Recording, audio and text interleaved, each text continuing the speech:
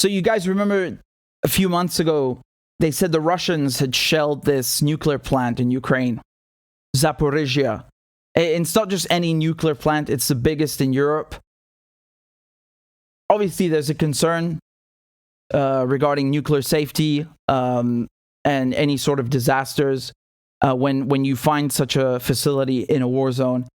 And now they're saying that Russia is endangering the facility again. This is really funny, man, because you basically have the Russians who came out and said, well, the Ukrainians are firing at the plant and they're trying to cause a disaster to blame it on Russia.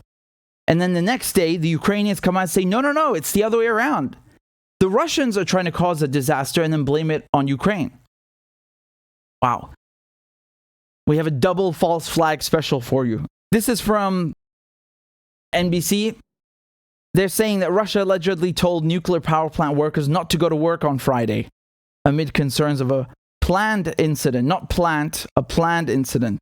On Thursday, Russia threatened to shut down the Zaporizhzhia nuclear plant, warning there was a risk of a human-made disaster due to alleged continued shelling by Ukraine. Well, I don't know if it's alleged shelling because they were saying that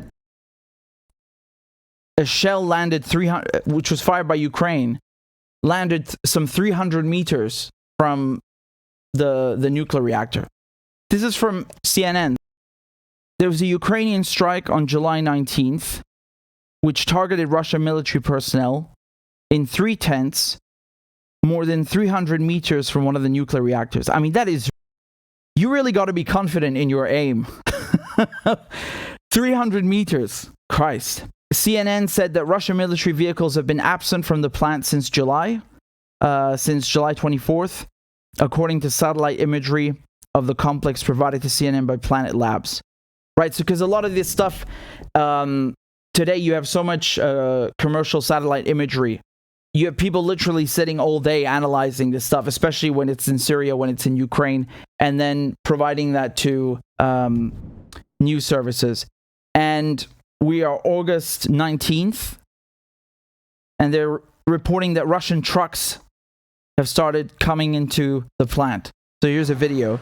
Well, Brianna, yesterday we were on the Ukrainian-held side of the Dnieper River looking out at the Zaporizhzhia nuclear power plant and talking to villagers who had been shelled from that plant directly. The Ukrainians are saying that they are not attacking back and accusing the Russians of a provocation. The Russians, meanwhile, making similar claims. But we do know from images that we've verified that Russian vehicles, military vehicles, are even inside some of the buildings inside that location. And today the Russian authorities have said that they are going to reinforce it militarily. This flying in the faces of international demands from lately Turkey, the United Nations, of course, Ukraine and others asking Russia to demilitarize that nuclear power station, to take it out of the line of fire, get inspectors in and get it under control. But the Russians are ruling that out of hand, saying that they can't demilitarize because they want to protect it. And ultimately, they've also announced that they want to try and move its capabilities to provide electricity away from Ukraine and into the illegally occupied Crimean Peninsula, which Russia captured in 2014. That itself is fraught with technical difficulties, and among the reasons why people are so concerned that there could be, if not a military breakdown, then a technical breakdown at this very large nuclear power plant. Brianna? Sam, are people prepared? Do they have iodine tablets? I mean, what are they bracing for? There has been some drills here on the Ukrainian side, Ukrainian authorities. Again, we don't know whether this is propaganda stunts to try to paint the Russians to look even more irresponsible than they already have been. There is not a mass issuing of iodine tablets, but there is deep concern here in Zaporizhzhia and even closer to the nuclear power station that some kind of accident, even a relatively small one, could be catastrophic for the communities nearby. French President Emmanuel Macron, who spoke with Putin, and they've agreed to allow inspectors in. Here, this is from Al Jazeera. The headline says, Putin allows inspectors to visit Russia-held nuclear plant. So what you just heard in that CNN video is outdated, I suppose, because, as the information is coming in live, it's a developing situation. The French, they've been trying to act as like some as sort of mediators the entire time. I think it's just Macron trying to make France look relevant. I mean, good, yeah. If this worked, wonderful. This agreement specified that Putin drop his demand the IAEA team travel to the site via Russia, saying it could arrive via Ukraine. So basically, come in however you like. Now, at the same time, remember, IAEA is the International Atomic Energy Agency that's under the UN. Here's the Secretary General of the UN. This is Guterres, and he was speaking about the whole situation. This is what he said. I hope that those attacks, any attack to a nuclear plant is a suicidal thing, and I hope that those attacks will end. And at the same time, I hope that the IAEA will be able to have access to the plant. Well, that's good, man, because they always want to blame everything on whoever the enemy of the day is. It's North Korea, it's Syria, whatever. Oh, Palestinians are not cooperating. Oh, the Russians, they won't let the inspectors in. Well, here you go. I mean, what does Russia gain from attacking a nuclear facility? Even CNN is saying that the Ukrainians were striking within 300 meters.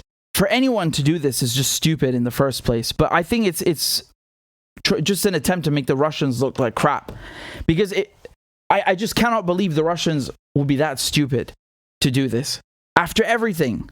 Here's Ned Price from the State Department. There's a report that the Ukrainians believe that Russia is laying groundwork for a false flag operation on the Zaporizhzhia nuclear plant. The volume is a bit low. She's saying, do you think the Russians are laying the groundwork for a false flag at the Zaporizhzhia nuclear plant? Tomorrow. Does the U.S. have any reason to believe that they are making plans for that? I'm not in the position to speak to what Russia may or may not be planning, but these types of statements, including some of what we've heard from Russian officials, are cause for concern. They're cause for concern because they fit squarely within the Russian playbook. Accuse others of what it is you have done or what it is you intend to do. We have seen both before February 24th, before the start of Russia's invasion of Ukraine, but also since that Russia has engaged in a number of false flag operations. And typically what they have done and what they have done over the years now, going back for quite some time, is to level statements along these lines to accuse others of planning or conducting the types of operations that they have either undertaken or plan to undertake. Christ. He's really a droid, isn't he? He's like a robot. And I just, what is a Russian playbook? Can I get a copy? I'd love to have one. Please. Enlighten me, Mr. Spokesperson. Give me a copy of your Russian playbook so I can see what you are able to see and discern. Man, you want to talk about false flags and accusing others of what you're about to do. That sounds like the CIA playbook if I ever heard of one. Every country does false flags and, counterintelligence, and no one has clean hands, right? Every country is guilty of this. Now, the question is, on what scale? If you look at the war in Syria, there have been many false flags, and people to this day, they still believe them, right? They still think that, oh, this chemical attack, this was the Syrian government, and you can't tell them otherwise, no matter how much proof there is, no matter how much it doesn't make sense, you can't tell them otherwise. I don't want to go through the whole Duma thing. I mean, I covered it when it came out, when the WikiLeaks files came out. But that's another thing where you have a false flag using weapons of mass destruction, that's why I make this comparison, because this is involving nuclear. That was involving chemical weapons. You had them staging these things, or it was the quote-unquote rebels doing the attacks and then blaming it on the government. And why would they do this? They would do this because it was good PR and it helped them make the case in the West for the West to intervene. Do you understand? Because when you're trying to bomb a country, right? And you tell your people that there were chemical weapons being used, no one is going to ask any questions. You just go in, right? That's what the Americans and the British do, right? They give themselves the right to intervene because they say this is the red line. They make up red lines and then do what they like.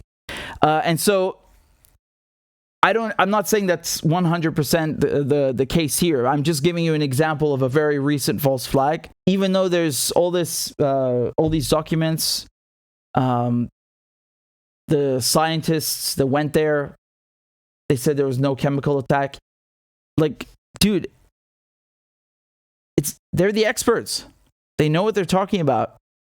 Here are their files. Here are their emails saying that their findings were taken out. People don't care. They won't have it. Making Russia look as bad as possible, and I'm not saying Russia's innocent, but, these red lines is what I'm talking about. Oh, it was a chemical weapon, biological weapon. This is the same thing with Saddam Hussein. It's the same thing with Assad. They love doing this because it opens the door for harsher attacks. Because right now, the mantra in the West is that, well, the West cannot intervene. First of all, they said, we can't send any weapons. And then say, okay, we can send a few weapons and some non-lethal aid. And then they said, no, actually, we can send everything, right? And they were fighting with Poland about whether they can use NATO airfields and jets and all this. And then it became, actually, let's send them HIMARS, right? Let's send them HIMARS, the firing systems, where they can use different payloads. And they said, okay, we'll send them HIMARS, but nothing that can go more than 300 kilometers. So what is the plan here? Do they want to have some attack and blame it on Russia and then say, okay, well, look, man, this was a red line, and now we want to give the Ukrainians 300-kilometer payload? I don't know, man. I'm just thinking out loud here, because in the past you had all of these false flags that were carried out by the West, and then really severe consequences. Like in Syria, they had airstrikes within the same week, right? They started bombing Syria, France, the US, UK. This is in April 2018. They didn't investigate anything. They didn't give a crap about an investigation. They just bombed it. They just make up their own rules. I'm not saying Russia's innocent. I just don't understand how they benefit from any of this. I mean, they're already in control of the plant. And when they took it a few months ago, we heard the same thing. I don't know. I just think in general it's completely, irresponsible is a kind of an understatement. It's outrageous that any of them, the Ukrainians or the Russians, are fucking around near a nuclear site.